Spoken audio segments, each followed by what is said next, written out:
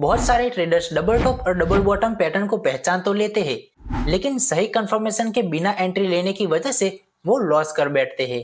इसलिए आज मैं आपको इन दोनों पैटर्न्स को आसान भाषा में समझाऊंगा और साथ ही में समझाऊंगा कि इन पैटर्न के साथ आप कौन सा इंडिकेटर यूज कर सकते हो जिससे आपको सही कंफर्मेशन मिलने में आसानी रहे। और दोस्तों, आज से हम एक नई चार्ट पैटर्न सीरीज शुरू कर रहे हैं जिसमें हम हर वीडियो में दो नए चार्ट पैटर्न सीखेंगे। हमने एक वीडियो में दो पैटर्न इसलिए रखे हैं ताकि आपको धीरे धीरे सभी इंपॉर्टेंट चार्ट पैटर्न की कंप्लीट अंडरस्टैंडिंग हो जाए। तो चलिए हमारी सीरीज का पार्ट 1 शुरू करते हैं।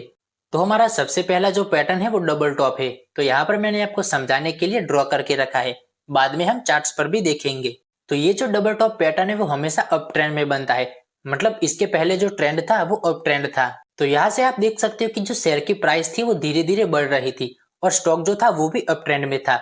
उसके बाद जो शेयर की प्राइस होती है वो एक जगह पर जाकर अपना रेजिस्टेंस लेती है, मतलब वहां पर अपना पहला टॉप बनाती है जैसे यहाँ पर बनाया है। और उसके बाद प्राइस गिरने लगती है और गिरते गिरते नीचे एक पॉइंट पर आकर अपना सपोर्ट लेती है। और सपोर्ट लेने के बाद प्राइस दोबारा बढ़ने लगती है और बढ़ते बढ़ते वो लगभग उसी जगह पर जाकर टॉप बनाती है जहां पर उसने पहले बनाया था। यहाँ पर हमने आपको समझाने के लिए एक ही जगह पर दो टॉप बनाया है, लेकिन चार्ट्स पर ऐसा नहीं होता। चार्ट्स पर वो टॉप एक दूसरे से थोड़े थोड़े ऊपर नीचे भी होते हैं। ऐसा नहीं होता कि थोड़ा ऊपर नीचे होने की वजह से उसे हम डबल टॉप नहीं कहते। यहाँ पर 2-3% ऊपर नीचे होगा तो भी हम उसे डबल टॉप ही कहेंगे। और ये जो दूसरा टॉप बनाने के बाद शेयर की जो प्राइस है वो धीरे धीरे नीचे गिरने लगती है और गिरते गिरते वो उस पॉइंट पर आती है जहां पर उसने पहले सपोर्ट लिया था। तो जब भी ऐसा होगा तो आपको क्या करना है, आपको यहाँ से लेकर एक लाइन खींचनी है। उसके बाद अगर मान लीजिए शेयर की प्राइस नीचे गिर जाती है तो यहाँ पर हम मानेंगे कि शेयर की प्राइस ने ब्रेक डाउन कर दिया है, क्योंकि उसने अपने सपोर्ट को ब्रेक कर दिया है। तो इसके बाद जो शेयर की प्राइस होती है वो बहुत ज्यादा गिर भी सकती है। यहाँ पर आप अपनी शॉर्ट सेल की पोजीशन बना सकते हो। और हाँ, यहाँ पर आपको टारगेट क्या रखना है वो मैं आपको चार्ट्स पर समझाता हूँ। अब आप यहाँ पर देख सकते हो कि चार्ट्स पर हमारा एम पैटर्न बन रहा है। मैं आपको बता दूं कि हम इसे एम पैटर्न भी कहते हैं क्योंकि यह हमें दिखने में एम जैसा दिखता है इसलिए। तो यहाँ पर आप देख सकते हो कि पहले अप ट्रेंड था और यहाँ पर प्राइस ने ऊपर बढ़कर अपना पहला टॉप बनाया था जिसे हम फर्स्ट बिग भी कहते हैं। उसके बाद शेयर की प्राइस गिरने लगी और उसने यहाँ पर अपना सपोर्ट लिया। सपोर्ट लेने के बाद प्राइस ऊपर बढ़ने लगी और आप यहाँ पर देख सकते हो कि प्राइस ने जहां पहले रेजिस्टेंस लिया था वहीं पर अपना दूसरा रेजिस्टेंस लिया है, मतलब उसने यहाँ पर अपना डबल टॉप बनाया। और उसके बाद आप देखते हो कि शेयर की प्राइस अब गिरने लगती है। जैसे ही प्राइस गिरने लगती है और आपको दिखता है कि वो अपने पहले सपोर्ट के पास आ गई है तो अब आप क्या करेंगे, इस तरीके से यहाँ पर हम एक लाइन ड्रॉ करेंगे जिसे हम नेक लाइन भी कहते हैं। और उसके बाद अगर ये हमारी लाइन ब्रेक हो जाती है तब आपको क्या करना है, जैसे ही ये ब्रेक हो जाती है तो आप यहाँ पर अपनी एंट्री ले सकते हो, या फिर ये अपने सपोर्ट को कई बार रीटेस्ट भी करती है, उसके बाद भी आप अपनी एंट्री ले सकते हो।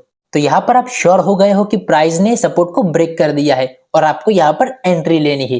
तो जिस कैंडल ने ब्रेक किया है आपको उसके टॉप पर स्टॉप लॉस लगाना है। और रही बात टारगेट की, तो देखो आपको टारगेट के लिए क्या करना है, तो देखो नेक लाइन और पीक के बीच में जो डिफरेंस है उस डिफरेंस को ही आपको अपना टारगेट लेकर चलना है।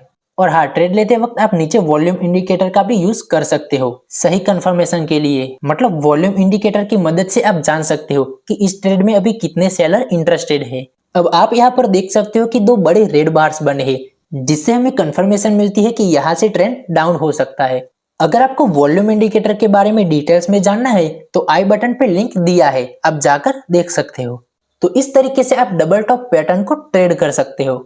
अब अगर आपको डबल टॉप समझ आ गया तो इसके बाद का जो डबल बॉटम है वो तो इजीली समझ आ जाएगा क्योंकि वो बिल्कुल इसके जैसा ही है। तो अब चलते हैं हमारे डबल बॉटम पैटर्न पर। तो देखो, डबल बॉटम पैटर्न जो है वो डबल टॉप पैटर्न का अपोजिट है और इसको हम डब्ल्यू पैटर्न भी कहते हैं। इसमें जो शेयर की प्राइस होती है वो पहले डाउन ट्रेंड में चल रही होती है।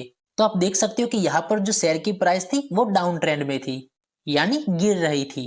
उसके बाद प्राइस ने अपना पहला बॉटम बनाया है, यानी यहाँ पर जो प्राइस है उसने यहाँ पर सपोर्ट लिया। सपोर्ट लेने के बाद प्राइस ऊपर बढ़ने लगी और बढ़ते बढ़ते वो इस पॉइंट तक गई और यहाँ पर शेयर की प्राइस ने अपना रेजिस्टेंस लिया।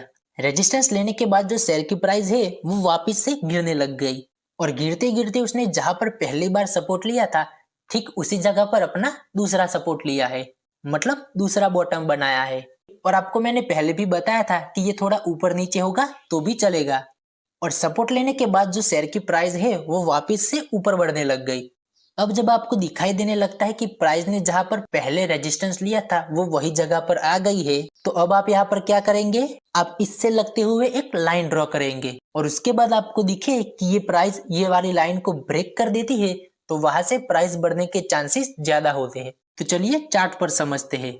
तो अब आप यहाँ पर देख सकते हो कि शेयर की प्राइस पहले गिर रही थी। उसके बाद आप यहाँ पर देख सकते हो कि शेयर के प्राइस ने अपना पहला बॉटम बनाया था और वहां पर सपोर्ट लेने के बाद प्राइस वापस ऊपर बढ़ने लगी और प्राइस ने ऊपर बढ़ने के बाद यहाँ पर अपना रेजिस्टेंस बनाया और उसके बाद वापस जो शेयर की प्राइस थी वो गिरने लगी और जहां पर उसने अपना पहला सपोर्ट लिया था लगभग उसी जगह पर उसने अपना दूसरा सपोर्ट लिया, मतलब दूसरा बॉटम बनाया और उसके बाद प्राइस वापस से बढ़ने लग गई।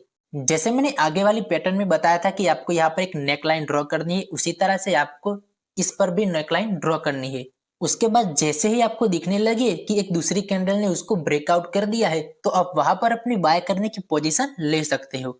आप जो अपना स्टॉप लॉस है वो जिस कैंडल ने ब्रेकआउट दिया है उस कैंडल के नीचे वाले पार्ट पर, मतलब यहाँ पर आप अपना स्टॉप लॉस लगा सकते हो। और टारगेट के लिए मैंने जैसे आपको डबल टॉप में बताया था, सेम उसी तरह से आपको यहाँ पर भी अपना टारगेट लेना है। आपको देखना है कि इन दोनों के बीच में डिफरेंस कितना है, तो उतना ही आप अपना टारगेट लेकर चल सकते हो। और इसमें भी आप अपने वॉल्यूम इंडिकेटर का सेम तरीके से यूज कर सकते हो। तो देखो ये डबल बॉटम पैटर्न भी इतना ही सिंपल है। अब मेरा आपसे एक सवाल है, अगर आप ये अच्छे से समझ गए हो तो आपको बताना है कि डब्ल्यू पैटर्न और एम पैटर्न में से कौन सा बुलिश पैटर्न है और कौन सा बेरिश पैटर्न है। कमेंट में जाकर अपना जवाब लिखे ताकि मुझे भी पता चले कि कितने लोगों को ये सही समझ आया है। तो ये तो हो गया हमारी चार्ट्स पैटर्न सीरीज का पार्ट 1। अब जब तक हमारा पार्ट 2 आए तब तक आप हमारे इस चैनल को सब्सक्राइब कर दो ताकि आपको हमारी ये पूरी सीरीज देखने को मिले और आपको सभी इंपॉर्टेंट पैटर्न्स के बारे में सीखने को मिले। तो मिलते हैं पार्ट 2 में।